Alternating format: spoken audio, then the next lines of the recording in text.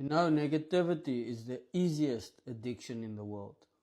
You can just turn on the news or open your phone, sit around the wrong table long enough.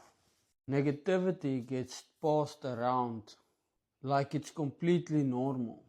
And the weirdest thing is, then you start doing it yourself, looking for what's wrong before you even noticed what is right. But every morning the sun still comes up, every evening it still goes down.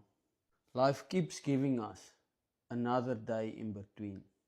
So what happens when you deliberately turn the whole thing around? Start looking for what's good before you look for what's bad. Your thoughts change. Your conversations change. What you notice changes. And eventually the way you experience your life changes. Thoughts are energy. Energy becomes things. So be very careful what you keep feeding. Just like that.